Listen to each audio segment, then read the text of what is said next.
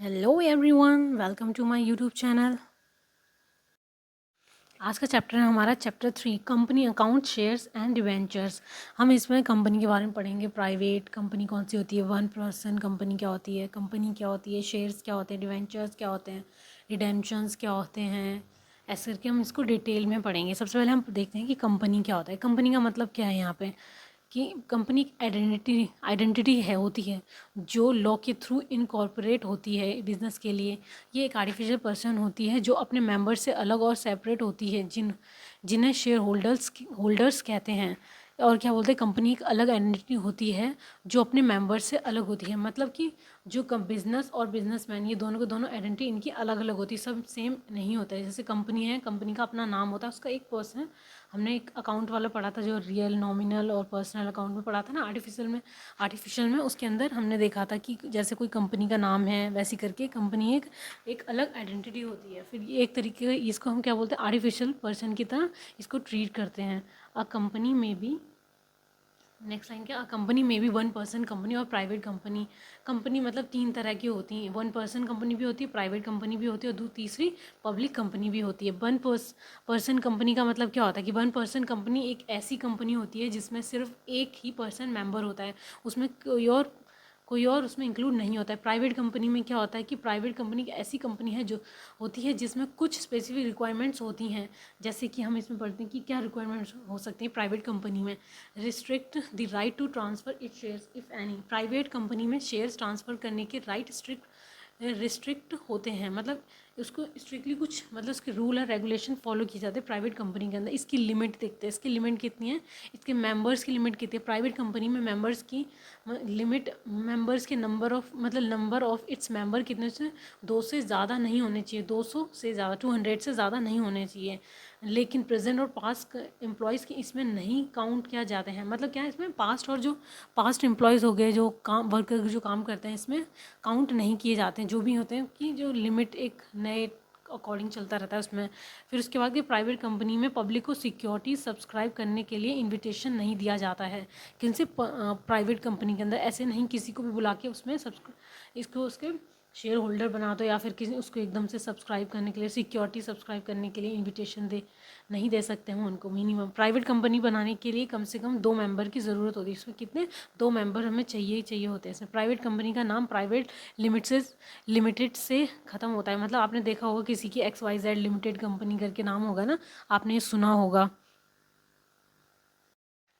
अब हम इसमें पब्लिक कंपनी देखते हैं। पब्लिक कंपनी ऐसी कंपनी होती है जिसमें कुछ स्पेसिफिक रिक्वायरमेंट्स होती हैं। जैसे कि पब्लिक कंपनी में मिनिमम पेड अप कैपिटल की ज़रूरत होती है। लेकिन अब ये ज़रूरी नहीं है कि 29th में, मतलब कब से ज़रूरी नहीं है कि, मतलब पहले लिमिट ज़रूरी होती थी कि कितनी मिनिमम, लेकिन अब क्या है ना, 29 मई 2015 के बाद से नहीं है, इसी लिमिट उसकी चेंज कर दी होगी। पब्लिक कंपनी 1% कंपनी या प्राइवेट कंपनी नहीं होती है। पब्लिक कंपनी की बात कर रहे हैं। अगर कोई प्राइवेट कंपनी किसी पब्लिक कंपनी की सब्सिडरी है तो वह भी पब्लिक कंपनी के कुछ एस्पेक्ट्स फॉलो करती है। जैसे कि पब्लिक लिमिट कंपनी बनाने के लिए कम से कम 7 मेंबर्स की मतलब ज़रूरत होती है। इसमें 7 मेंबर ज़रूरत होती है। फिर पब्लिक कंपनी में मेंबर्स की मैक्सिमम इसकी कोई रिस्ट्रिक्शन नहीं है। किसके अंदर मैक्सिमम मेंबर्स की कोई रिस्ट्रिक्शन नहीं है इस पब्लिक कंपनी के अंदर। पब्लिक कंपनी का नाम लिमिटेड से ख़त्म होता है। पब्लिक कंपनी के अंदर भी क्या होता है, लिमिटेड से ख़त्म होता है। और पब्लिक कंपनी के नाम लिमिटेड से ख़त्म होता है। इसमें प्राइवेट पहले ही नहीं लगेगा, अब सिर्फ इसमें क्या लगता है, लिमिटेड। जैसे XYZ लिमिटेड, और जो अगर प्राइवेट कंपनी होगी तो XYZ प्राइवेट लिमिटेड कंपनी के नाम से डिनोट किया जाएगा इसमें। और companies are not required to have minimum paid up capital. कब से, हमारी तारीख कब से हो गए, जो 29 मई 2015 के बाद से कंपनीज़ को मिनिमम पेड अप कैपिटल की ज़रूरत नहीं है। सब 5th पॉइंट क्या हमारा, शेयर का मतलब क्या होता है। शेयर मतलब कोई कंपनी के शेयर कैपिटल में एक हिस्सा। जैसे अगर कोई कंपनी 100 शेयर इशू करती है और आप 10 शेयर्स खरीदते हैं तो आपके पास कंपनी के 10% शेयर्स होंगे, अगर हर शेयर की वैल्यू इक्वल है। हर शेयर, जो भी तुम्हारे शेयर्स होंगे उसकी वैल्यू हमेशा इक्वल ही है। ठीक है। प्रेफरेंस शेयर कैपिटल क्या होता है इसमें, नेक्स्ट पॉइंट क्या है हमारा, preference share preference share capital, इसमें क्या है, प्रेफरेंस शेयर कैपिटल एक तरह के शेयर कैपिटल हैं जो डिविडेंड पेमेंट और कैपिटल रीपेमेंट में इक्विटी शेयर होल्डर से पहले हकदार होता है। जैसे अगर कोई कंपनी वाइंड अप करती है हो जाए तो प्रेफरेंस शेयर होल्डर्स के पहले पेमेंट की जाएगी। प्रेफरेंस शेयर एकदम मतलब सेफ़ और सिक्योर माना जाता है। अगर कोई इसमें इन्वेस्ट करता है, इस मतलब इन शेयर्स को खरीदता है, तो एक तरीके का उनका मतलब ये है कि अगर उस कंपनी को कोई प्रॉफिट वगैरह होगा, सबसे पहले प्रेफरेंस शेयर वाले कैपिटल उन लोगों को पहले मिलेगा उनका प्रॉफिट, लेकिन इक्विटी शेयर्स में बाद में मिलेगा। इसमें रिस्क भी बहुत कम होता है। वैसे एग्जांपल के तौर पर प्रेफरेंस शेयर को समझते हैं कि कंपनी ने 100 प्रेफरेंस शेयर इशू किए हैं, जिसमें से 50 शेयर्स ए को और 50 शेयर्स बी को मिले हैं। अगर कंपनी बाइंड अप हो जाए तो ए और बी को पहले पेमेंट किया जाएगा इक्विटी शेयर होल्डर्स से पहले। अब हम पढ़ते हैं 7 पॉइंट, हमारा है equity share capital. Equity share capital के अंदर वो शेयर कैपिटल हैं जो प्रेफरेंस शेयर कैपिटल नहीं है। इक्विटी शेयर होल्डर्स को कंपनी के प्रॉफिट्स में से डिविडेंड मिलता है, लेकिन उन्हें कोई गारंटी नहीं होती है कि उन्हें मतलब उसमें कि प्रॉफिट ही मिलेगा, उन्हें लॉस भी बेयर करना पड़ता है। एग्जांपल के कंपनी ने 1000 इक्विटी शेयर्स इशू किए हैं। अगर कंपनी प्रॉफिट कमाती है तो इक्विटी शेयर होल्डर्स को डिविडेंड में मिल सकता है, लेकिन अगर कंपनी लॉस में है तो डिविडेंड नहीं मिलेगा।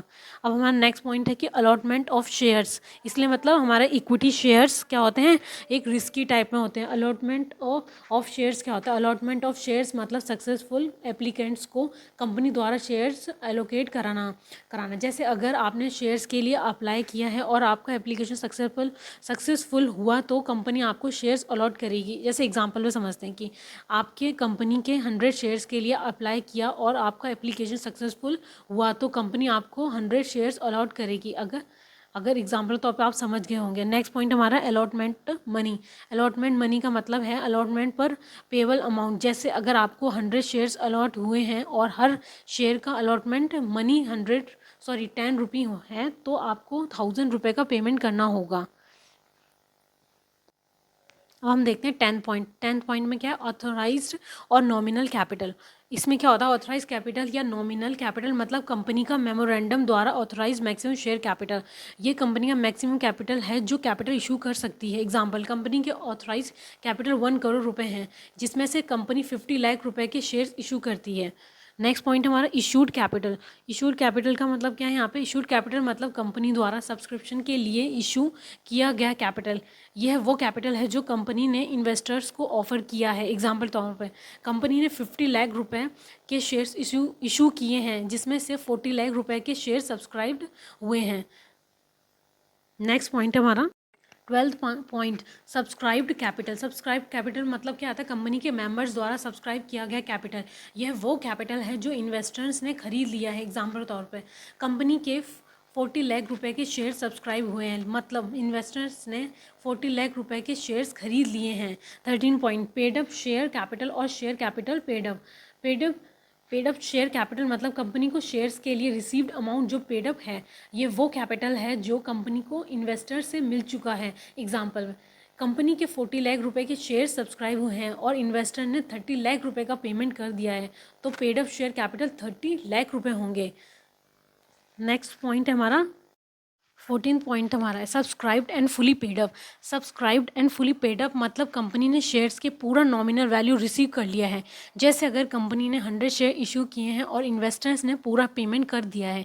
एग्जांपल समझते हैं, कंपनी ने 100 शेयर्स इशू किए हैं जिनमें से हर शेयर का नॉमिनल वैल्यू 10 रुपये है। अगर इन्वेस्टर्स ने पूरा 1000 रुपये का पेमेंट कर दिया है तो शेयर्स फुली पेडअप हैं। 15 पॉइंट क्या है हमारा subscribed but not fully paid up. Subscribe but not fully paid up मतलब कंपनी ने शेयर्स का कुछ नॉमिनल वैल्यू अभी तक रिसीव नहीं किया है। जैसे अगर कंपनी ने 100 शेयर्स इशू किए हैं और इन्वेस्टर्स ने सिर्फ 50% पेमेंट किया है। एग्जाम्पल के तौर पर कंपनी ने 100 शेयर्स इशू किए हैं जिनमें से हर शेयर का नॉमिनल वैल्यू 10 रुपये है। अगर इन्वेस्टर्स ने सिर्फ 500 रुपये का पेमेंट किया है तो shares not fully paid up है। फिर 16 पॉइंट हमारा रिजर्व कैपिटल। रिजर्व कैपिटल मतलब ऑथराइज कैपिटल का वो हिस्सा है जो कंपनी बाइंडिंग अप के समय कॉल करती है। यह वो कैपिटल है जो कंपनी के पास रिजर्व में रखा होता है और कंपनी को सिर्फ बाइंडिंग अप के समय मिलेगा। जब हम कंपनी को बंद कर रहे होंगे उसी टाइम हमें ये रिजर्व कैपिटल मिलेगा। नेक्स्ट पॉइंट हमारा 17 मतलब कैपिटल रिजर्व। कैपिटल रिजर्व मतलब कैपिटल प्रॉफिट से बनाया गया रिजर्व। ये रिजर्व कंपनी के कैपिटल प्रॉफिट से क्रिएट होता है और जनरली डिविडेंड डिस्ट्रीब्यूट करने के लिए उसे मतलब डिविडेंड डिस्ट्रीब्यूट करने के लिए यूज़ नहीं होता है। एग्जाम्पल से समझते हैं। कंपनी ने अपनी प्रॉपर्टी बेची और उससे 10 लाख रुपए का प्रॉफिट कमाया। अगर कंपनी ने उस प्रॉफिट को कैपिटल रिजर्व में डाल दिया तो वो अमाउंट डिविडेंड डिस्ट्रीब्यूट करने के लिए यूज़ नहीं होगा। इसके बजाय कंपनी उस अमाउंट को फ्यूचर में किसी स्पेसिफिक पर्पस के लिए यूज़ कर सकती है, जैसे कि कंपनी का एक्सपेंशन। नेक्स्ट पॉइंट हमारा issue of shares for capital issue of shares for cash. Issue of shares for cash मतलब शेयर्स के लिए कैश, चेक या बैंकिंग इंस्ट्रूमेंट के थ्रू पेमेंट लेंगे। जैसे अगर कंपनी शेयर्स इशू कर दी है और इन्वेस्टर्स कैश में पेमेंट करते हैं। एग्जाम्पल से समझते हैं। कंपनी ने 100 शेयर इशू किए हैं और इन्वेस्टर्स ने कैश में पेमेंट करके वो शेयर्स खरीद लिए हैं। अगर हर शेयर के प्राइस 100 रुपये हैं तो इन्वेस्टर्स ने टोटल 10,000 रुपये का पेमेंट किया है। 19 पॉइंट हमारा issue of shares for consideration other than cash. Issue of shares for consideration other than cash मतलब कैश मतलब शेयर्स के लिए एसेट्स या सर्विस के बदले में शेयर्स इशू करना। जैसे अगर कंपनी किसी वेंडर को एसेट्स के बदले में शेयर्स देती है। एग्जांपल, कंपनी ने किसी वेंडर से मशीनरी खरीदी और उसके बदले मतलब उसके एक्सचेंज में 1000 शेयर्स इशू किए। अगर हर शेयर की वैल्यू 100 रुपये है तो वेंडर को 1 लाख रुपये के शेयर्स मिल गए हैं। 20 पॉइंट हमारा पार वैल्यू। पार वैल्यू मतलब शेयर का नॉमिनल या फेस वैल्यू। ये शेयर को ओरिजिनल वैल्यू होती है जो कंपनी ने डिसाइड किया है। एग्जांपल, कंपनी ने शेयर इशू किए हैं जिनके पार वैल्यू 10 रुपये हैं। ये वैल्यू शेयर का फेस वैल्यू है और कंपनी ने इस वैल्यू पर शेयर्स इशू किए हैं। नेक्स्ट पॉइंट हमारा issue of shares at par. Issue of share at par मतलब शेयर्स का इशू प्राइस और नॉमिनल वैल्यू सेम होना। जैसे अगर कंपनी शेयर्स को पार वैल्यू पर ही इशू करती है। एग्जांपल समझते हैं। कंपनी शेयर्स इशू किया है जिनका पार वैल्यू 10 रुपये है और कंपनी ने वो शेयर्स 10 रुपये में ही इशू किए हैं। इन केस में शेयर्स एट पार इशू हुए हैं। नेक्स्ट टॉपिक है हमारा 22 पॉइंट नंबर हमारा कितना है 22। Issue of shares at premium. Issue of shares at premium को समझते हैं। मतलब क्या है इसका? शेयर्स का इशू प्राइस नॉमिनल वैल्यू से ज़्यादा होता है। जैसे अगर कंपनी शेयर्स इशू करती है जिनकी नॉमिनल वैल्यू 10 रुपये है और कंपनी ने वो शेयर्स 15 रुपये में इशू किया है। एग्जांपल समझते हैं। कंपनी ने शेयर्स इशू किए हैं जिनका नॉमिनल वैल्यू 10 रुपये है और कंपनी ने वो शेयर्स 15 रुपये में इशू किए हैं। इन केस में 5 रुपये का प्रीमियम चार्ज किया गया है। 23 पॉइंट हमारा share payable in lump sum. Lump sum मतलब क्या था? फिक्स्ड में। शेयर पेबल इन लमसम मतलब शेयर्स के लिए पुराना पेमेंट एक साथ करना होता है। जैसे अगर कंपनी लमसम मतलब फिक्स्ड हो गया ना, कंपनी शेयर्स इशू करती है और इन्वेस्टर्स को पूरा पेमेंट एप्लीकेशन के साथ करना होता है। एग्जांपल समझते हैं। कंपनी ने शेयर्स इशू किया है जिनका प्राइस 100 रुपये है और इन्वेस्टर्स को पूरा 100 रुपये एप्लीकेशन के साथ पे करना होगा। 24 पॉइंट हमारा shares payable in installments. Shares payable in installments मतलब शेयर्स के लिए पेमेंट कुछ हिस्से में करना होता है। जैसे अगर कंपनी शेयर्स इशू करती है और इन्वेस्टर्स को पेमेंट एप्लीकेशन, अलॉटमेंट और कॉल्स में करना होता है। एग्जांपल, कंपनी ने शेयर्स इशू किए हैं जिनका प्राइस 100 रुपये है। इन्वेस्टर्स को 30 रुपये एप्लीकेशन के साथ 30 रुपये अलॉटमेंट पार और 40 रुपये कॉल्स में पे करना होता है। 25 पॉइंट है हमारा अंडर सब्सक्रिप्शन ऑफ शेयर्स। इसमें क्या होता है? अंडर सब्सक्रिप्शन ऑफ शेयर्स मतलब शेयर्स के लिए एप्लीकेशंस की संख्या इशू की गई है। शेयर्स के से कम होना काम होना मतलब एप्लीकेशन की जो है काउंटिंग है, इशू किया गया है जो संख्या मतलब जो नंबर्स में उनकी संख्या में मतलब शेयर्स को कम होना दोबारा समझते हैं। अंडर सब्सक्रिप्शन ऑफ शेयर्स का मतलब क्या होता है कि शेयर्स के लिए एप्लीकेशन की संख्या इशू की गई है। शेयर्स से काम होना मतलब शेयर्स का कम होना। जैसे अगर कंपनी ने 1000 शेयर्स इशू किए हैं और सिर्फ 800 शेयर्स के लिए एप्लीकेशन आए हैं। एग्जांपल समझते हैं। कंपनी ने 1000 शेयर्स इशू किए हैं लेकिन सिर्फ 800 शेयर्स के लिए एप्लीकेशंस आए हैं। इस केस में शेयर्स अनसब्सक्राइब्ड हुए हैं क्योंकि यहाँ पे 200 भी बाकी हैं। नेक्स्ट पॉइंट है हमारा 26, over subscription of shares. Over subscription of shares का मतलब क्या है?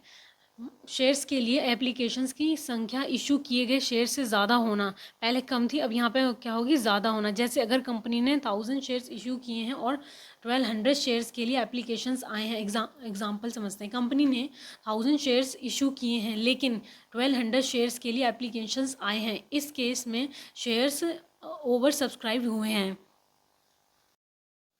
नेक्स्ट पॉइंट देते हैं 27th point, pro rata allotment. क्या होता है? प्रो राटा अलॉटमेंट मतलब शेयर्स का अलॉटमेंट एप्लीकेशंस के उनके एप्लीकेंट्स को उनके अप्लाई किए गए शेयर्स के प्रोपोर्शन में करना। जैसे अगर कंपनी ने 1000 शेयर्स इशू किए हैं और 2000 शेयर्स के लिए एप्लीकेशंस आए हैं, एग्जांपल कंपनी ने 1000 शेयर्स इशू किए हैं और 2000 शेयर्स के लिए एप्लीकेशंस आए हैं, कंपनी ने डिसाइड किया है कि वो प्रो राटा अलॉटमेंट करेगी। इस केस में हर एप्लीकेंट को उसके अप्लाई किए गए शेयर्स के आधे शेयर्स अलॉट होंगे।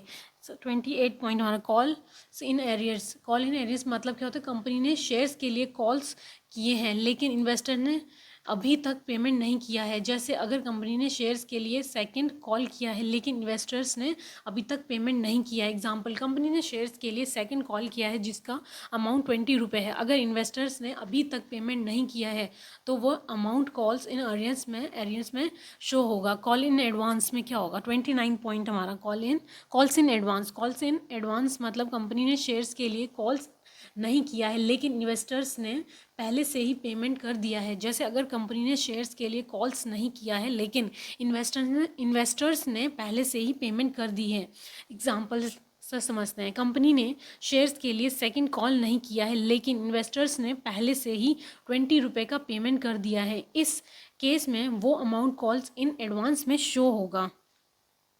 नेक्स्ट पॉइंट है हमारा for features of shares. For features of shares मतलब अलॉटेड शेयर्स को कैंसिल करना। जैसे अगर इन्वेस्टर ने शेयर्स के लिए कॉल्स का पेमेंट नहीं किया है और कंपनी ने शेयर्स फॉर फीचर कर दिया है, एग्जाम्पल कंपनी ने शेयर्स अलॉट किया है लेकिन इन्वेस्टर्स ने कॉल्स के पेमेंट नहीं किया है, कंपनी ने डिसाइड किया है कि वो शेयर्स फॉरफीटर करेगी, इस केस में इन्वेस्टर्स के शेयर्स कैंसिल हो जाएंगे।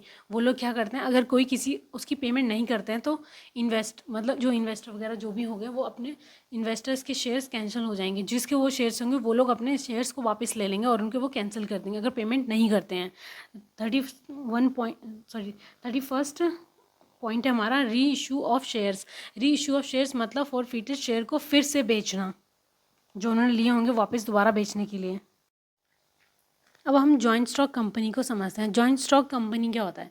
जॉइंट स्टॉक कंपनी एक ऐसी कंपनी होती है जो रजिस्ट्रेशन के थ्रू इस्टेब्लिश होती है। कौन से एक्ट के अंदर? कंपनीज एक्ट 2013 वाले एक्ट में। एग्जाम्पल समझते हैं। कंपनी रजिस्ट्रेशन के लिए एप्लीकेशन दिया है और रजिस्ट्रेशन के बाद कंपनी इस्टेब्लिश होगी तो क्या बोलेंगे हम उसको? जॉइंट स्टॉक कंपनी होगी हमारी वो, ठीक है। फिर नेक्स्ट हम हमारे इसके अंदर पब्लिक कंपनी के बारे में। पब्लिक कंपनी के मेंबर्स, इसमें और क्या होता है? पब्लिक कंपनी के मेंबर्स में कम से कम कितने? 7 मेंबर्स होने चाहिए और मैक्सिमम लिमिट नहीं है, कोई मैक्सिमम की इसकी अपर लिमिट कुछ भी नहीं है। उसके बाद एग्जाम्पल पब्लिक कंपनी ने 1000 मेंबर्स के साथ स्टार्ट किया है मतलब, और अब कंपनी में 10,000 मेंबर्स हैं, मतलब इसमें मेंबर्स की कोई लिमिट नहीं है मैक्सिमम की। उसके बाद प्राइवेट कंपनी के मेंबर्स के में इस प्राइवेट मेंबर्स कितने होने चाहिए? इस कंपनी के अंदर कम से कम 2 मेंबर्स होने चाहिए मिनिमम, मैक्सिमम 200 मेंबर्स होने चाहिए, एक्सक्लूडिंग प्रेजेंट और पास्ट में एम्प्लॉय, जो पास्ट में हो या फिर जो प्रेजेंट काम कर रहे हैं उनको इंक्लूड नहीं करना है। उसका एग्जाम्पल समझते हैं। प्राइवेट कंपनी ने 2 मेंबर्स के साथ स्टार्ट किया है और अब कंपनी में 50 मेंबर्स हैं, इसके मैक्सिमम कितने होने चाहिए? 200 मेंबर्स होनी चाहिए प्राइवेट कंपनी में। और 1 पर्सन कंपनी में क्या होता है कि 1 पर्सन कंपनी में सिर्फ एक मेंबर होता है। एग्जाम्पल 1 पर्सन कंपनी ने एक मेंबर के साथ स्टार्ट किया है और वो मेंबर कंपनी का डायरेक्टर और शेयर होल्डर दोनों हैं। अब इसमें लाइबिलिटी ऑफ मेंबर्स क्या होता है? इसके अंदर मेंबर्स की लाइबिलिटी उनके शेयर्स के वैल्यू तक लिमिटेड होती है। एग्जांपल से अगर किसी मेंबर ने 100 शेयर्स खरीदे हैं जिनका वैल्यू 10 रुपये है तो उसकी लाइबिलिटी 1000 रुपये तक लिमिटेड है। अब in case companies with unlimited liability of member is unlimited. अब डायरेक्टर जैसे कुछ डायरेक्टर इंटरिम डिविडेंड डिक्लेयर और पे करते हैं, लेकिन फाइनल डिविडेंड शेयर होल्डर्स की अप्रूवल के बाद पे किया जाता है। एग्जाम्पल समझिए, कंपनी के डायरेक्टर्स ने इंटरिम डिविडेंड डिक्लेयर किया है और शेयर होल्डर्स ने फाइनल डिविडेंड की अप्रूवल दी है। मैनेजमेंट डायरेक्टर के जिम्मे होता है, और पब्लिक कंपनी में कम से कम 3 डायरेक्टर्स होने चाहिए। एग्जाम्पल के तौर पर समझते हैं, पब्लिक कंपनी में 5 डायरेक्टर हैं जो कंपनी का मैनेजमेंट करते हैं। उसका प्राइवेट कंपनी में शेयर्स के ट्रांसफ़र पर रिस्ट्रिक्शन हो सकती है, लेकिन पब्लिक कंपनी में आम तौर पर रिस्ट्रिक्शन नहीं होती है। एग्जाम्पल समझे इसको, ट्रांसफ़र शेयर्स अकॉर्डिंग में पब्लिक कंपनी में शेयर्स फ्रीली ट्रांसफ़र हो सकते हैं, लेकिन प्राइवेट कंपनी में शेयर्स के ट्रांसफ़र पर कुछ रिस्ट्रिक्शन हो सकते हैं। ऑडिट ऑफ अकाउंट्स, इसमें समझते हैं audit of the accounts is mandatory, mandatory होता है, इसके अंदर ऑडिट करना बहुत ज़रूरी है। कंपनी ने अपने अकाउंट्स को ऑडिट करवाया है और ऑडिटर ने अकाउंट्स को वेरीफाई किया है। कंपनी सिर्फ वो बिजनेस कर सकती है जो उसके मेमोरेंडम ऑफ एसोसिएशन में लिखा हुआ है। एग्जाम्पल, कंपनी ने अपने मेमोरेंडम ऑफ एसोसिएशन में बताया है कि वो मैन्युफैक्चरिंग बिजनेस करेगी, तो कंपनी सिर्फ मैन्युफैक्चरिंग बिजनेस ही कर सकती है। बाइंडिंग अप से मतलब क्या है यहाँ पे, कि कंपनी को बाइंडिंग अप के प्रोसेस से बाद किया जा सकता है। बाइंडिंग करने के बाद, एग्जाम्पल जैसे कंपनी ने अपने बिजनेस को बंद करने का डिसीजन लिया है और बाइंडिंग अप की प्रोसेस से कंपनी को बंद किया जा रहा है। शेयर होल्डर की डेथ या फिर इंसॉल्वेंसी या ट्रांसफ़र ऑफ शेयर से कंपनी की कंटिन्यूटी पर कोई इफेक्ट नहीं पड़ता है। एग्जाम्पल, अगर किसी शेयर होल्डर की डेथ हो गई है तो कंपनी का बिजनेस जारी रहेगा और कंपनी की कंटिन्यूटी पर कोई इफेक्ट नहीं पड़ेगा। अब हम share capital of a company के बारे में पढ़ते हैं। शेयर कैपिटल मतलब कंपनी के पास जो कैपिटल है वो शेयर्स के थ्रू रेज किया गया है या किया जा सकता है। शेयर कैपिटल मतलब कंपनी के पास जो कैपिटल है वो शेयर्स के थ्रू रेज किया गया है या किया जा सकता है। कंपनी का कैपिटल छोटे डिनोमिनेशंस में डिवाइड होता है, जैसे कि 1 रुपये, 2 रुपये, 5 रुपये, 10 रुपये या 100 रुपये ईच। हर एक यूनिट को शेयर कहा जाता है, 1 रुपये, 2 रुपये, इस यूनिट को कहा जाएगा, हम इसको एक शेयर कहा जाएगा। जैसे एग्जांपल समझते हैं, कंपनी का टोटल कैपिटल 50 लाख रुपये है और वो 5 लाख शेयर्स में डिवाइड होता है, जिनका फेस वैल्यू 10 रुपये है। हर एक शेयर का वैल्यू 10 रुपये होगा। 10 रुपये शेयर का नॉमिनल या फेस वैल्यू है। शेयर की डेफिनेशन कंपनीज एक्ट 2013 के सेक्शन 2 सबसेक्शन 84 में दी गई है। शेयर मतलब कंपनी के शेयर कैपिटल का एक हिस्सा जिसमें स्टॉक भी शामिल है। आई होप कि आपको ये शेयर ऑफ कैपिटल समझ में आ गया होगा ऑफ अ कंपनी का। अब पढ़ते हैं प्रॉस्पेक्टस। प्रॉस्पेक्टस का मतलब क्या होता है कि कोई भी डॉक्यूमेंट जो पब्लिक को शेयर्स या सिक्योरिटीज़ खरीदने के लिए इनवाइट करता है। जैसे इसमें कौन से एक्ट की बात करिए, कंपनीज एक्ट 2013 के सेक्शन 2 और सब सेक्शन 70 के अकॉर्डिंग बोला गया है। इसमें प्रॉस्पेक्टस का मतलब है कि कोई भी डॉक्यूमेंट जो प्रॉस्पेक्टस के अकॉर्डिंग प्रॉस्पेक्टस में के थ्रू डिस्क्राइब या इशू किया गया है, जिससे प्रॉस्पेक्टस में red herring prospectus, self prospectus, notice, circular advertisement या कोई भी डॉक्यूमेंट शामिल है जो पब्लिक को शेयर्स या सिक्योरिटीज़ खरीदने के लिए इनवाइट करता है। एग्जांपल से समझते हैं, कंपनी ने प्रॉस्पेक्टस इशू किया है जिसमें पब्लिक को शेयर्स खरीदने के लिए इनवाइट किया गया है। प्रॉस्पेक्टस में कंपनी के फाइनेंशियल डिटेल्स और शेयर्स के बारे में इंफॉर्मेशन होती है प्रॉस्पेक्टस के अंदर। आई होप कि प्रॉस्पेक्टस और शेयर ऑफ कैपिटल आपको अच्छे समझ में आ गया होगा। नेक्स्ट टॉपिक हमारा मिनिमम सब्सक्रिप्शन। मिनिमम सब्सक्रिप्शन मतलब वो अमाउंट जो कंपनी को शेयर्स के सब्सक्राइब करना ज़रूरी होता है। कौन से अकॉर्डिंग, एक्ट के अकॉर्डिंग है, कंपनीज एक्ट 2013 के सेक्शन 39 सब सेक्शन 1 के अकॉर्डिंग है। मिनिमम सब्सक्रिप्शन मतलब वो अमाउंट जो कंपनी को शेयर्स के लिए सब्सक्राइब करना ज़रूरी है, और एप्लीकेशन के साथ पेबल अमाउंट कंपनी को चेक या बैंकिंग इंस्ट्रूमेंट के थ्रू मिलना चाहिए। सेबी ने प्रिस्क्राइब किया है कि कंपनी को कम से कम 90% इशू शेयर कैपिटल के लिए सब्सक्रिप्शन मिलना चाहिए, तभी कंपनी शेयर्स अलॉट कर सकती है। एग्जाम्पल समझते हैं, कंपनी ने 1000 शेयर्स इशू किए हैं और सेबी के रेगुलेशंस के अकॉर्डिंग कंपनी को कम से कम 900 शेयर्स के लिए सब्सक्रिप्शन मिलना चाहिए, तभी कंपनी शेयर्स अलॉट कर सकती है। क्लासेस और kinds of shares, share capital के टाइप्स या क्लासेस देखते हैं हम। कंपनीज एक्ट 2013 के सेक्शन 43 के अकॉर्डिंग शेयर कैपिटल दो टाइप्स या क्लासेस में हो सकता है, मतलब डिस्क्राइब कर रखा है उन्होंने। एक प्रीफरेंस शेयर, दूसरा हमारा इक्विटी शेयर। प्रीफरेंस शेयर का मतलब क्या होता है यहाँ पे? प्रीफरेंस शेयर मतलब वो शेयर्स जो कुछ प्रीफरेंशियल राइट्स के साथ होते हैं। प्रीफरेंस शेयर्स में दो प्रीफरेंशियल राइट्स होते हैं। पहला हमारा है, इसके अंदर प्रीफरेंस शेयर पर डिविडेंड एक फिक्स अमाउंट या फिक्स रेट पर मिलता है। इसमें payment of dividend either as a fix amount और an amount calculate at a fix rate. Next point हमारा repayment in the case of winding up और repayment of capital of the amount of the share capital. मतलब इसका ये है कि winding up या capital repayment के केस में प्रेफरेंस शेयर होल्डर्स को उनके शेयर कैपिटल का अमाउंट रिपे किया जाता है। सबसे पहले उन्हीं को मिलेगा जो प्रेफरेंस शेयर्स वाले होंगे। एग्जांपल, कंपनी ने प्रेफरेंस शेयर्स इशू किए हैं जिनका डिविडेंड रेट 10% है।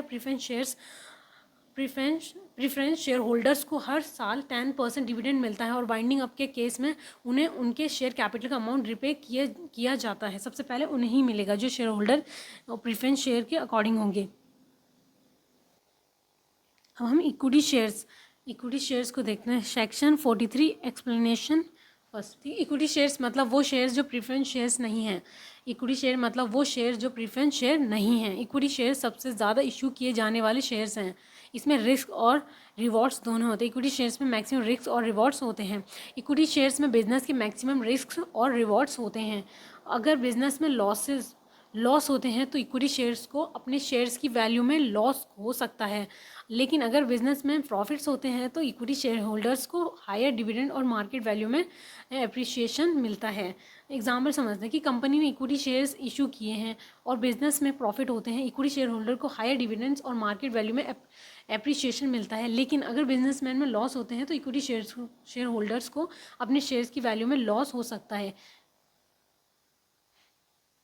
Classification of shares capital from accounting point of view से देखते हैं।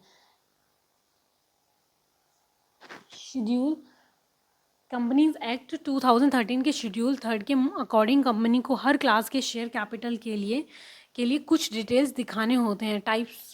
टाइप्स अब इसमें देखते हैं टाइप्स क्या है, मतलब टाइप्स ऑफ शेयर कैपिटल के। सबसे पहले ऑथराइज कैपिटल हो गया, इशू कैपिटल हो गया, सब्सक्राइब कैपिटल हो गया। अब ये क्या होता है ऑथराइज कैपिटल मतलब कंपनी को कितने शेयर इशू करने की परमिशन है। इशू कैपिटल मतलब कंपनी ने कितने शेयर इशू किए हैं। सब्सक्राइब कैपिटल क्या होता है? सब्सक्राइब्ड कैपिटल मतलब कितने शेयर के लिए इन्वेस्टर्स ने सब्सक्राइब किए हैं। एग्जाम्पल समझते हैं कि कंपनी का ऑथराइज कैपिटल 10 लाख शेयर्स हैं, इशू कैपिटल 5 लाख शेयर्स हैं और सब्सक्राइब कैपिटल 4 लाख शेयर्स हैं। इस केस में कंपनी को 10 लाख शेयर्स तक इशू करने की परमिशन है, लेकिन कंपनी ने सिर्फ 5 लाख शेयर्स इशू किए हैं और इन्वेस्टर्स ने 4 लाख शेयर्स के लिए सब्सक्राइब किया है। आई होप कि आपको ये टाइप समझ में आ गए होंगे। Subscribed and fully paid up, इसमें क्या होता है? Subscribed and fully paid up मतलब होता है वो शेयर्स जिनका पूरा पेमेंट कंपनी को मिल गया है। जब कंपनी शेयर्स का पूरा पेमेंट कॉल करती है और वो पेमेंट भी मिल जाता है तो शेयर्स को subscribed and fully paid up दिखाया जाता है। एग्जांपल, जैसे कोई लिमिटेड कंपनी है ने 1 लाख इक्विटी शेयर्स इशू किया है जिनका फेस वैल्यू 10 रुपये है। कंपनी ने पूरा 10 रुपये शेयर कॉल किया है और वो पेमेंट भी मिल गया है। इस केस में share subscribe and fully paid up बोला जाएगा इसके अंदर।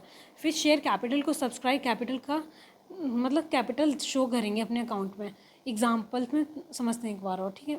जैसे कोई लिमिटेड कंपनी का शेयर कैपिटल 10 लाख रुपये है, 1 लाख इक्विटी शेयर्स हो गया मल्टीप्लाई 10 रुपये पर शेयर हो गया, ऐसे निकला हमारा। फिर आ गया हमारा नेक्स्ट टॉपिक, इसमें subscribe but not fully paid up. अब इस कंडीशन में क्या होता है कि subscribed but not fully paid up मतलब वो शेयर्स जिनका पूरा पेमेंट कंपनी को नहीं मिला है। जब कंपनी शेयर्स का पूरा पेमेंट कॉल करती है लेकिन वो पेमेंट नहीं मिलती है, या कंपनी ने पूरा पेमेंट कॉल नहीं किया है, मतलब आधा भी नहीं किया है, चाहे पूरा ना कर रहा हो, तभी उसको subscribe but not fully paid up बोला जाएगा। जब कंपनी ने पूरा पेमेंट कॉल किया है लेकिन वो पेमेंट नहीं मिला है, जब कंपनी ने पूरा पेमेंट कॉल नहीं किया है। एग्जाम्पल समझते हैं कि कंपनी ने 1 लाख इक्विटी शेयर इशू किए हैं जिसकी फेस वैल्यू 10 रुपये है। कंपनी ने सिर्फ 8 रुपये पर शेयर कॉल किया है और 2 रुपये अभी तक कॉल नहीं किए हैं। इस केस में share subscribe but not fully paid up है। Issue of shares for cash, इसमें शेयर्स को कैश के लिए इशू किया जाता है जब कंपनी को शेयर्स के लिए पेमेंट मिलती है। शेयर्स को कैश के लिए इशू किया जाता है जब कंपनी को शेयर्स के लिए पेमेंट चेक या किसी और बैंकिंग इंस्ट्रूमेंट के थ्रू मिलता है। एग्जांपल, कंपनी ने शेयर्स इशू किए हैं और इन्वेस्टर्स ने चेक के थ्रू पेमेंट किया है। कंपनी एक्ट 2013 के अकॉर्डिंग कंपनी सिक्योरिटीज़ के सब्सक्रिप्शन के लिए कैश नहीं ले सकती है। शेयर्स का पेमेंट या तो लमसम में एप्लीकेशन के साथ दिया जा सकता है या फिर इंस्टॉलमेंट में अलग अलग स्टेजेस पर। जैसे एग्जांपल समझते हैं कि कंपनी ने शेयर इशू किया है जिनका पेमेंट एप्लीकेशन के साथ लमसम में दिया जा सकता है या फिर इंस्टॉलमेंट में दिया जा सकता है। शेयर्स को पार वैल्यू पार या प्रीमियम पार इशू किया जा सकता है। एग्जांपल, कंपनी ने शेयर्स इशू किया है जिनका फेस वैल्यू 10 रुपये है और वो शेयर्स 10 रुपये पार या 15 रुपये पार इशू किया जा सकता है। Shares payable in lump sum shares are said to have been issued in lump sum when the total issue price is payable along with the applications। इसका मतलब कि शेयर पेबल में लम सम मतलब शेयर्स का पेमेंट लम सम में application के साथ दिया जा सकता है। जब शेयर्स का टोटल इशू प्राइस एप्लीकेशन के साथ पेबल होता है तो शेयर्स को लम सम में इशू किया गया है। अब हम अकाउंटिंग एंट्रीज को देखते हैं। सबसे पहले ये कि इसमें for receiving share application money, इसके अंदर bank account debit to share application account, share application and allotment account. अब इसके अंदर क्या है कि जब कंपनी को शेयर एप्लीकेशन मनी मिलती है तो बैंक अकाउंट डेबिट होता है और शेयर एप्लीकेशन अकाउंट क्रेडिट होता है। एग्जाम्पल समझते हैं, कंपनी को शेयर एप्लीकेशन मनी 1 लाख रुपये मिली है। सेकेंड अकाउंटिंग एंट्रीज इसकी क्या है, फॉर अलॉटमेंट ऑफ शेयर। इसमें क्या है कि जब शेयर्स अलॉट किए जाते हैं तो शेयर एप्लीकेशन अकाउंट डेबिट होता है और शेयर कैपिटल अकाउंट क्रेडिट होता है। जैसे कि मतलब समझते हैं कि कंपनी ने शेयर्स अलॉट किया है और शेयर कैपिटल अकाउंट में 1 लाख रुपये क्रेडिट हुए हैं। हम इसकी और कुछ अकाउंटिंग एंट्रीज देखते हैं। सबसे पहले on receipt of application money. इसमें क्या एप्लीकेशन मनी की रिसीप्ट के लिए जनरल एंट्री है। इसके अंदर bank account debit to share application account. जब कंपनी को एप्लीकेशन मनी मिलती है तो बैंक अकाउंट डेबिट होता है और शेयर एप्लीकेशन अकाउंट क्रेडिट किया जाता है। इसके अंदर कंपनी को एप्लीकेशन मनी 1 लाख रुपये मिली है, एग्जाम्पल तौर पे ये अमाउंट मैंने ऐसे ही लिया है। जिससे अब हमारी सेकंड क्या है, हमारे अंदर इसके अमाउंट रिसीव विद एप्लीकेशन क्या होता है, एप्लीकेशन के साथ कितना अमाउंट मिला है वो यहाँ लिखा जाता है। इसके अंदर जो भी अमाउंट आएगा वो। अब हमारी नेक्स्ट एंट्री है इसमें ऑन अलॉटमेंट ऑफ शेयर्स। इसमें क्या है कि शेयर अलॉटमेंट के लिए जनरल एंट्री है ये हमारी। जब शेयर्स अलॉट किए जाते हैं तो शेयर एप्लीकेशन अकाउंट डेबिट होता है और शेयर कैपिटल अकाउंट क्रेडिट होता है इसके अंदर।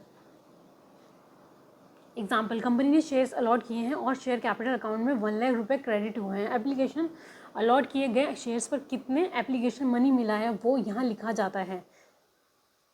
नेक्स्ट ट्रांजैक्शन में अमाउंट ड्यू ऑन अलॉटमेंट। इसके अंदर क्या है, अलॉटमेंट के लिए ड्यू अमाउंट के लिए जनरल एंट्री है ये वाली। जब अलॉटमेंट के लिए अमाउंट ड्यू होता है तो शेयर अलॉटमेंट अकाउंट डेबिट होता है और शेयर कैपिटल अकाउंट क्रेडिट होता है। एग्जाम्पल, कंपनी ने शेयर्स अलॉट किए हैं और अलॉटमेंट के लिए 50,000 रुपये दिए हैं। अलॉट किए गए शेयर्स पर कितना अमाउंट दिया है वो यहाँ लिखा जाता है। नेक्स्ट हमारी है on received of allotment money. Allotment money के रिसीप्ट के लिए जनरल एंट्री। इसमें जब कंपनी को अलॉटमेंट मनी मिलती है तो बैंक अकाउंट डेबिट होता है और शेयर अलॉटमेंट अकाउंट क्रेडिट होता है। एग्जाम्पल, कंपनी को अलॉटमेंट मनी 50,000 रुपये मिली है। इस according amount receive on share allotment मतलब अलॉट किया गया शेयर्स पर कितना अमाउंट मिला है वो यहाँ लिखा जाएगा, जो भी अमाउंट आएगी। नेक्स्ट ट्रांजैक्शन हमारी है इसके अंदर on the first call being doing. First call के लिए ड्यू अमाउंट के लिए जनरल एंट्री। इसमें क्या है कि जब फर्स्ट कॉल के लिए अमाउंट ड्यू होता है तो share first call amount debit होता है और शेयर कैपिटल अकाउंट क्रेडिट होता है। एग्जाम्पल, कंपनी ने फर्स्ट कॉल के लिए 20,000 रुपये दिए हैं और जो फर्स्ट कॉल पर कितना अमाउंट पेबल है वो यहाँ लिखा जाता है। यहाँ इसमें जो अमाउंट है अमाउंट में हम डाल देंगे। लास्ट हमारी इसके अंदर क्या है, मतलब नेक्स्ट इसके अंदर transaction on receive of the first call. इसके अंदर फर्स्ट कॉल रिसीव की जनरल एंट्री होगी। जब कंपनी को फर्स्ट कॉल मनी मिलती है तो बैंक अकाउंट डेबिट होता है और share first call account credit होता है। जो फर्स्ट कॉल पर कितना अमाउंट मिला है वो यहाँ लिखा जाएगा, जो अमाउंट वाले इसके सेक्शन में। आई होप कि आपको ये सारी ट्रांजैक्शन समझ में आ गई होगी। अब यहाँ पे कॉल इन अरियर्स का मतलब क्या है, इसका मतलब है कि वो अमाउंट जो कंपनी कॉल किया है लेकिन शेयर होल्डर्स ने अभी तक पे नहीं किया है। जिस कॉल का मतलब है वो अमाउंट जो कंपनी ने शेयर होल्डर्स के मांग किया है, मतलब उन्होंने मांगा है, लेकिन कि मांग की है उन्होंने, उसकी वैल्यू बताई है, शेयर्स किया है कि शेयर्स के बदले में एक स्पेसिफिक डेट तक जब कंपनी अलॉटमेंट या कॉल मनी के रूप में अमाउंट कॉल करती है और शेयर होल्डर उस अमाउंट को पे नहीं करते हैं तो उसे हम कॉल्स इन एरियर कहते हैं। कॉल्स इन एरियर में वो अमाउंट होता है जो कंपनी ने कॉल किया है लेकिन अभी तक शेयर होल्डर से रिसीव नहीं हुआ है। रेट ऑफ इंटरेस्ट में क्या है कि कंपनी अपने आर्टिकल्स ऑफ एसोसिएशन के अकॉर्डिंग कॉल्स इन एरियर में पर इंटरेस्ट चार्ज कर सकती है जो ड्यू डेट से पेमेंट डेट तक लगाई जाता है। अगर आर्टिकल ऑफ एसोसिएशन में कुछ नहीं लिखा है तो कंपनीज एक्ट 2013 की टेबल एफ के अकॉर्डिंग कंपनी 10% पर एनम के मतलब अकॉर्डिंग इंटरेस्ट चार्ज कर सकती है। बोर्ड ऑफ डायरेक्टर इंटरेस्ट की पेमेंट को पूरी तरह से पार्शियली वेव ऑफ कर सकते हैं। कॉल्स इन अरियर पर लगाया गया interest statement of profit and loss में इनकम के लिए मतलब के अकॉर्डिंग मतलब में दिखाया जाता है, एज अ शो होता है। अब हम कॉल्स इन एडवांस के बारे में जानते हैं। इसका मतलब क्या होता है कि मतलब वो अमाउंट जो कंपनी को कॉल मनी के रूप में पहले से ही मिल जाता है लेकिन कंपनी ने अभी तक कॉल नहीं किया है। जब कंपनी को कॉल मनी के रूप में पहले से ही अमाउंट मिल जाता है तो उसे कॉल्स इन एडवांस कहते हैं। That is the call which is has not yet made on the share holders to be paid. कहने का मतलब कि जब कंपनी को कॉल मनी के रूप में पहले से ही अमाउंट मिल जाता है,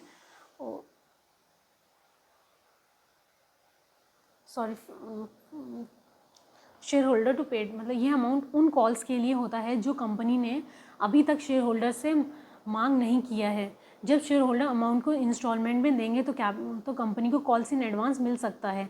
कॉल्स इन एडवांस अक्सर पार्शियली या प्रो राटा अलॉटमेंट के केस में होता है। मतलब अगर उन्होंने नहीं दिया तो मतलब उसकी मतलब वो कैंसिल कर देते हैं, ठीक है, जो मैंने पीछे आपको उस टॉपिक के अंदर पढ़ा दिया। अगर एप्लीकेशन के साथ ज़्यादा अमाउंट मिलता है तो उस अलॉटमेंट या कॉल्स के लिए एडजस्ट किया जाता है। एक्सेस एप्लीकेशन मनी को अलॉटमेंट के बाद कॉल्स इन एडवांस अकाउंट में ट्रांसफ़र किया जाता है। अब इसमें जनरल एंट्री समझेंगे। सबसे पहले general entry bank account debit account होता मतलब इसमें दे रखा है बैंक अकाउंट डेबिट होता है और calls in advance account credit होता है। जब कॉल ड्यू होता है तो कॉल्स इन एडवांस अकाउंट के एडजस्ट किया जाता है। इसके कहने का मतलब ये with amount of calls money received in advance it is adjusted when the call becomes due. जब कॉल ड्यू होता है तो कॉल्स इन एडवांस अकाउंट को एडजस्ट किया जाता है। द नेक्स्ट एंट्री हमारी क्या, the entry is calls in advance account debit to share a first call account. Call in advance account debit होता है और share first call account credit होता है हमारे से। आई होप आपको ये कॉल्स इन एडवांस समझ में आ गया होगा। चलिए अब 4 फीचर्स ऑफ शेयर्स को समझते हैं। 4 फीचर्स ऑफ शेयर्स क्या होते हैं। इसमें जब कंपनी शेयर्स को कैंसिल कर देती है और उसके बदले में जो अमाउंट मिला था उसको भी कंपनी अपने पास रख लेती है। एग्जाम्पल समझते हैं कि एक शेयर होल्डर ने 100 रुपये का शेयर्स के लिए एप्लीकेशन दिया था और 50 रुपये एप्लीकेशन के साथ दिए थे लेकिन उसमें बाकी 50 रुपये नहीं दिए तो कंपनी उसके शेयर्स को फॉरफिट कर सकती है। आर्टिकल ऑफ एसोसिएशन, कंपनी के रूल्स और रेगुलेशंस को आर्टिकल ऑफ एसोसिएशन कहते हैं। अगर आर्टिकल्स ऑफ एसोसिएशन में लिखा है कि कंपनी शेयर्स को फॉरफिट कर सकती है तो कंपनी ऐसा कर सकती है। अगर शेयर होल्डर कॉल्स या अलॉटमेंट मनी नहीं देते हैं, कंपनी शेयर होल्डर को नोटिस देती है कि वो अमाउंट स्पेसिफाइड डेट तक जमा कर दें। शेयर होल्डर ने अलॉटमेंट मनी 30 डेज तक के अंदर नहीं दिया तो कंपनी उसको नोटिस देती है कि वो 15 डेज़ के अंदर अमाउंट जमा कर दे। स्पेसिफिक डेट मतलब नोटिस में दी गई डेट के बाद पासिंग अ रेजोल्यूशन अमाउंट। इसका मतलब क्या है कि इसमें कि कंपनी के board of director resolution pass करते हैं कि शेयर्स को फॉरफिट किया जाए। एग्जांपल समझते हैं कि शेयर होल्डर ने नोटिस के बाद भी अमाउंट नहीं दिया तो company board of directors resolution pass करते हैं कि उसके शेयर्स को फॉरफिट किया जाए। फॉरफिट किया गए शेयर्स कंपनी के हैं के हो जाते हैं। कंपनी ने शेयर होल्डर के शेयर होल्ड फॉरफिट कर दिए तो वो शेयर्स अब कंपनी के हो जाएंगे। अब हम देखते हैं रीइश्यू ऑफ फॉरफिटेड शेयर्स। अब इसमें क्या होता है कि कंपनी ने पहले शेयर्स को फॉरफिट किया था, अब कंपनी उन शेयर्स को फिर से इशू कर सकती है। कंपनी शेयर्स को फेस वैल्यू पर रीइशू कर सकती है। कंपनी शेयर्स को फेस वैल्यू से ज़्यादा प्राइस पर रीइशू कर सकती है। कंपनी शेयर्स को फेस वैल्यू से कम प्राइस पर रीइशू कर सकती है। ये कंडीशन बता रही हूँ मैं इसकी, जो भी इसके अंदर पॉसिबल होगी। अगर कंपनी शेयर्स को डिस्काउंट पर रीइशू करती है, कंपनी ने पहले जितने अमाउंट फॉरफिट किया था उसे ज़्यादा डिस्काउंट नहीं दे सकती। एक शेयर को फेस वैल्यू 10 रुपये है और कंपनी ने पहले 4 रुपये रिसीव किए थे, अब कंपनी उस शेयर को रीइशू करती है तो मैक्सिमम डिस्काउंट 4 रुपये हो सकता है। कंपनी सिर्फ शेयर कैपिटल के लिए रिसीव्ड अमाउंट को फॉरफिट कर सकती है। सिक्योरिटीज़ प्रीमियम रिजर्व को फॉरफिट नहीं कर सकती क्योंकि ये स्पेसिफिक पर्पसेस के लिए यूज़ होता है। अब इसमें हम जनरल एंट्रीज़ को देखते हैं। इसमें सबसे पहले हमारी है इसमें entry general entry bank account debit. Bank account debit हो गया, फॉरफिटेड शेयर अकाउंट डेबिट हो गया, टू शेयर कैपिटल अकाउंट हो गया इसके अंदर। फिर in case the forfeited share are reissued at a price higher than the paid up value, the excess of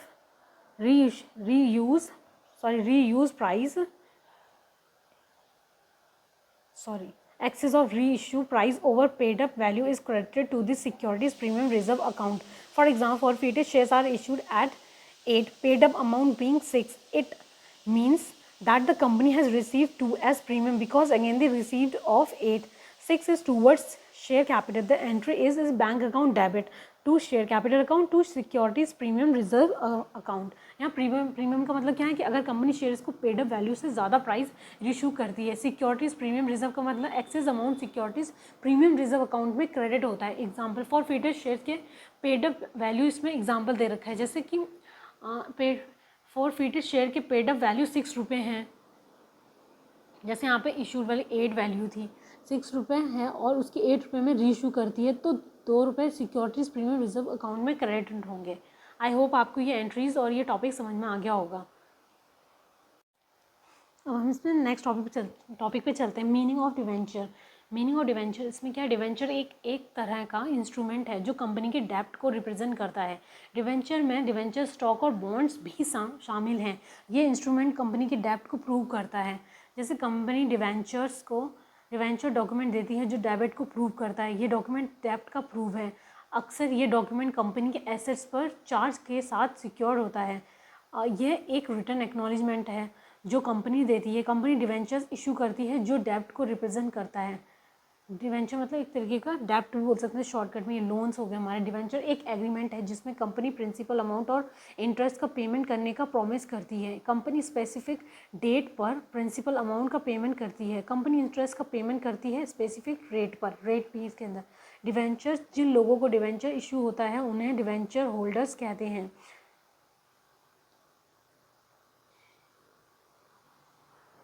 debentures holder company के ओनर्स होते हैं। डिवेंचर होल्डर कंपनी को लोन देते हैं और लेंडर्स के रूप में जाने जाते हैं।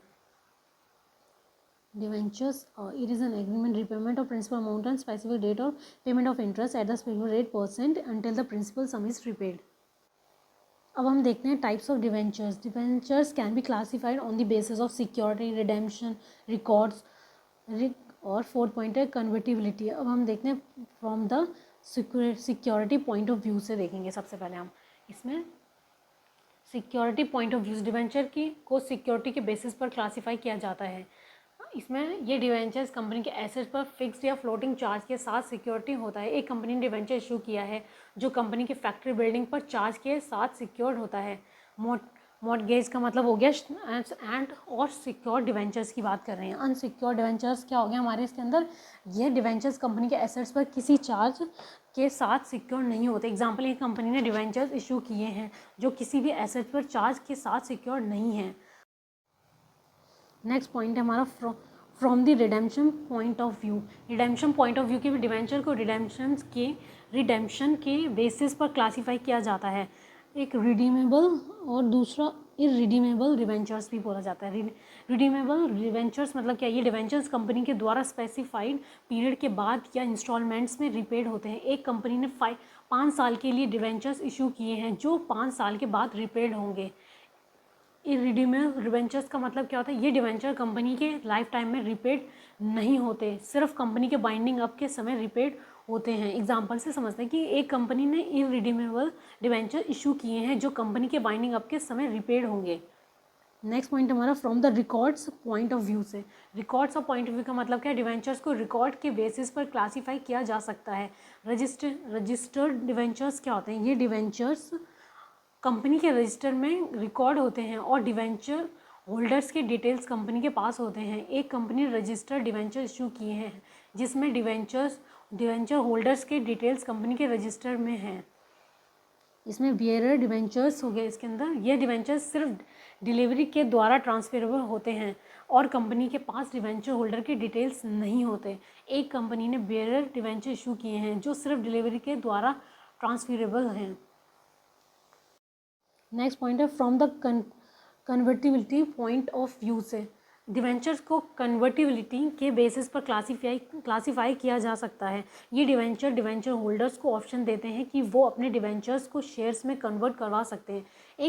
एक कंपनी ने कन्वर्टेबल डिवेंचर इशू किया है जो 1 साल के बाद शेयर्स में कन्वर्ट हो सकता है।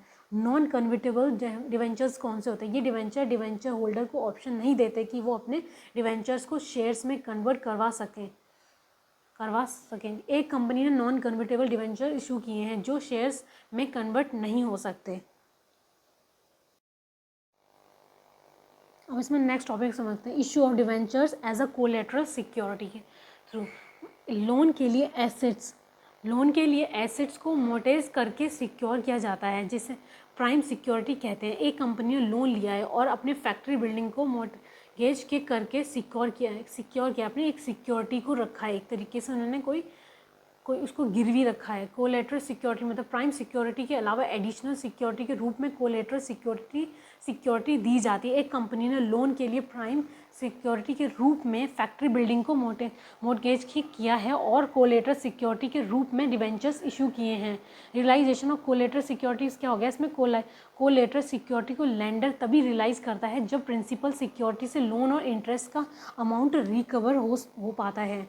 एग्जाम्पल समझते हैं, अगर कंपनी लोन का अमाउंट और इंटरेस्ट प्रिंसिपल सिक्योरिटी से रिकवर नहीं कर पाती तो लेंडर कोलेटरल सिक्योरिटी को रियलाइज करेगा।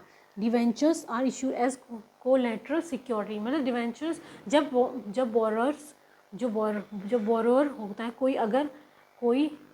जब बोरोअर और एसेस कोलेटरल सिक्योरिटी के रूप में नहीं दे सकता तब डिवेंचर्स को कोलेटरल सिक्योरिटीज़ के रूप में इशू किया जाता है। एग्जाम्पल की एक कंपनी ने लोन लिया है, कोलेटरल सिक्योरिटी के रूप में डिवेंचर इशू किए हैं क्योंकि उनके पास कोई और एसेस नहीं था। रिटर्न्स ऑफ से यहाँ पे रेट ऑफ डिवेंचर जब लोन का अमाउंट पेड बैक हो जाता है तो कोलेटरल सिक्योरिटी के रूप में इशू किए गए डिवेंचर्स कंपनी को रिटर्न कर दिए जाते हैं। एग्जाम्पल के तौर पे एक कंपनी ने लोन का अमाउंट पेड बैक कर दिया है तो कोलेटरल सिक्योरिटी के रूप में इशू किए गए डिवेंचर कंपनी को रिटर्न कर दिए जाएंगे। इसमें कोलेटरल सिक्योरिटी के रूप में इशू किए गए डिवेंचर्स तब तक कोई राइट नहीं देते जब तक लोन का अमाउंट और इंटरेस्ट रिपेड नहीं हो जाता और लेंडर ने लोन को रिपेयर करने के डिमांड नहीं किया है। जब तक कंपनी लोन का अमाउंट और इंटरेस्ट रिपे कर रही है और लेंडर ने डिमांड नहीं किया है तब तक कोलेटरल सिक्योरिटी के रूप में इशू किए गए डिवेंचर्स को कोई राइट नहीं देते हैं। अगर कंपनी लोन का अमाउंट रिपे नहीं करती है और लेंडर ने डिमांड किया है तब लेंडर कोलेटरल सिक्योरिटी के रूप में इशू किए गए डिवेंचर्स पर अपने राइट का यूज़ कर सकता है, अपने राइट बोल सकता है कि हमें ये उसके राइट हो जाएंगे उसके ऊपर। अगर कंपनी लोन का अमाउंट रिपे नहीं करती है और लेंडर ने डिमांड किया है कि तब लेंडर कोलेटरल सिक्योरिटी के रूप में इशू किए गए डिवेंचर्स को रियलाइज कर सकता है। नेक्स्ट टॉपिक हमारा interest on debentures. Interest on debentures का मतलब क्या है, डिवेंचर पर इंटरेस्ट स्पेसिफाइड रेट पर फेस वैल्यू के बेसिस पर कैलकुलेट होता है और ये यूजुअली हाफ ईयरली पेबल होता है। एक कंपनी ने 10% डिवेंचर इशू किए हैं जिनकी फेस वैल्यू कितनी है, 100 रुपये है, तो इंटरेस्ट 10 रुपये पर डिवेंचर्स होगा। डिवेंचर्स पर इंटरेस्ट कंपनी का प्रॉफिट या लॉस किसी भी सिचुएशन में पेबल होता है। एग्जाम्पल, एक कंपनी ने डिवेंचर्स इशू किए हैं और कंपनी को लॉस हो गया है, फिर भी कंपनी को डिवेंचर्स पर इंटरेस्ट पेबल करना होगा। डिवेंचर्स पर इंटरेस्ट कंपनी के प्रॉफिट के अगेंस्ट चार्ज होता है, ना कि प्रॉफिट के अप्रोप्रिएशन पे। एक कंपनी ने डिवेंचर इशू किए हैं और कंपनी ने प्रॉफिट कमाया है तो डिवेंचर्स पर इंटरेस्ट कंपनी के प्रॉफिट से पहले डिडक्ट होगा इसमें, जिसको हम मतलब क्या बोलते हैं, टीडीएस बोलते हैं। डिवेंचर्स पर इंटरेस्ट, टीडीएस का मतलब क्या होता है, यहाँ पे डिवेंचर्स पर इंटरेस्ट पेबल होने पर टीडीएस डिडक्ट होता है स्पेसिफाइड रेट पर। एक कंपनी ने डिवेंचर पर इंटरेस्ट पेबल किया है और टीडीएस 10% की रेट से डिडक्ट होता है। अब इसमें हम जर्नल एंट्रीज़ को देखेंगे। डिवेंचर पर इंटरेस्ट के लिए जर्नल एंट्रीज बनाई जाती हैं। सबसे पहले हमारी एंट्री क्या है, व्हेन इंटरेस्ट इज ड्यू। इसमें एंट्री कैसी होगी, व्हेन इंटरेस्ट इज ड्यू है, इसमें डिवेंचर्स इंटरेस्ट और interest on debentures account debit to debenture holders account to TDS payable account. Interest जब इंटरेस्ट ड्यू होता है तब डिवेंचर्स इंटरेस्ट अकाउंट डेबिट होता है और डिवेंचर होल्डर्स अकाउंट और टीडीएस पेबल अकाउंट क्रेडिट होता है। एग्जाम्पल देखते हैं कि एक कंपनी ने डिवेंचर्स पर इंटरेस्ट दिया है, ड्यू किया है और टीडीएस डिडक्ट किया है। नेक्स्ट ट्रांजैक्शन है हमारी on payment to debenture holders. Okay, debenture holders account debit to bank account पे। इसमें जब डिवेंचर्स को पेमेंट किया जाता है तब डिवेंचर होल्डर्स अकाउंट डेबिट होता है और बैंक अकाउंट क्रेडिट होता है। ठीक है, ऑन थर्ड ट्रांजैक्शन हमारी ऑन डिपॉजिट ऑफ टीडीएस। इसमें क्या होगा, TDS payable account debit to bank account. TDS deposit, जब टीडीएस डिपॉजिट किया जाता है तब टीडीएस पेबल अकाउंट डेबिट होता है और बैंक अकाउंट क्रेडिट होता है। अब हम रिडेम्पशन ऑफ डिवेंचर्स देखते हैं। रिडेम्पशन ऑफ डिवेंचर्स का मतलब क्या है, डिवेंचर्स की रिडेम्पशन का मतलब है डिवेंचर होल्डर को अमाउंट रिपे करके लायबिलिटी को डिस्चार्ज करें। एक कंपनी ने डिवेंचर्स इशू किया है और अब उन्हें रिडीम करना है। डिवेंचर्स नॉर्मली ड्यू डेट पर रिडीम होते हैं या टर्म्स ऑफ इशू के अनुसार अर्ली रिडीम हो सकते हैं। एक कंपनी ने डिवेंचर इशू किए हैं जो 5 साल के बाद रिडीम होंगे। रिडम्पशन के टाइम पर 3 पॉइंट्स को माइंड में रखा गया है। पहला, time of redemption of debentures. इसमें क्या होता है कि डिवेंचर्स नॉर्मली ड्यू डेट पर रिडीम होता है। एक कंपनी के डिवेंचर्स इशू किए हैं जो ड्यू डेट पर रिडीम होंगे।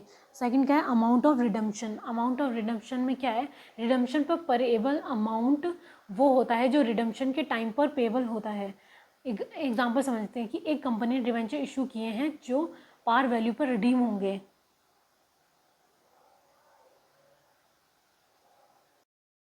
थर्ड पॉइंट, सोर्स ऑफ रिडम्पशंस क्या होते हैं। रिडम्पशन के लिए सोर्स कैपिटल, प्रॉफिट या दोनों हो सकते हैं। आउट ऑफ कैपिटल, इसमें कहना क्या चाह रहे हैं, आउट ऑफ कैपिटल में कैपिटल से रिडम्पशन का मतलब है प्रॉफिट को DRR, मतलब डिवेंचर रिडम्पशन रिजर्व से, डिवेंचर रिडम्पशन रिजर्व से। RR का मतलब यहाँ पे DRR में मतलब, ठीक है। कैपिटल रिडम्पशन का मतलब है प्रॉफिट को डिवेंचर रिडम्पशन रिजर्व में ट्रांसफ़र किए बिना डिवेंचर रिडीम करना। एग्जांपल, एक कंपनी ने डिवेंचर रिडीम किए हैं कैपिटल से। अब सेकंड पॉइंट क्या हमारा, out of profit. Out of profit से मतलब क्या है, यहाँ पे प्रॉफिट से रिडम्पशन का मतलब है प्रॉफिट से डिवेंचर रिडीम करना। एक कंपनी ने डिवेंचर रिडीम किए हैं प्रॉफिट से, एग्जाम्पल के तौर पे। फिर out of profit and capital, profit और कैपिटल दोनों से रिडम्पशन का मतलब है पार्शियली प्रॉफिट्स और पार्शियली कैपिटल से डिवेंचर्स रिडीम किया है। एक कंपनी ने डिवेंचर्स रिडीम किए हैं पार्शियली प्रॉफिट्स और पार्शियली कैपिटल से। अब हम नेक्स्ट टॉपिक पे चलते हैं, हमारा methods of redemption of debentures. Debentures की मतलब डिवेंचर्स को रिडीम करने के कई तरीके हैं। सबसे पहला क्या है, इसमें डिवेंचर्स में be redeemed on maturity in lump sum. इसमें क्या होता है कि डिवेंचर्स को रिडीम किया जा सकता है ऑन मतलब डिवेंचर्स को मैच्योरिटी पर एक साथ लमसम में रिडीम किया जा सकता है। और सेकंड पॉइंट क्या है, इंस्टॉलमेंट। इसमें है कि डिवेंचर्स को इंस्टॉलमेंट्स में रिडीम किया जा सकता है और ड्रॉ ऑफ लॉट्स के थ्रू डिसाइड होता है कि कौन सा डिवेंचर होल्डर को पेमेंट करना है। By purchase from open market. इसमें क्या होगा, डिवेंचर्स को अपने ओपन मार्केट से परचेज करके रिडीम किया जा सकता है। अब बाय कन्वर्जन में क्या होगा कि डिवेंचर को शेयर्स में कन्वर्ट करके रिडीम किया जा सकता है।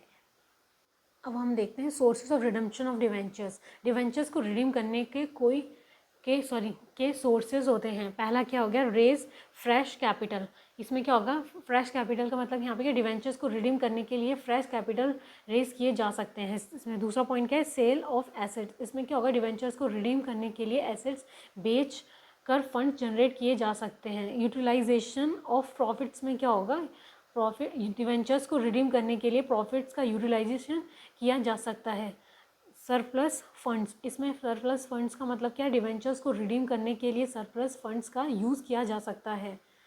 उसके बाद sinking fund of redemption, method of redemption. Debentures को रिडीम करने के लिए सिंकिंग फंड मेथड का यूज़ किया जा सकता है।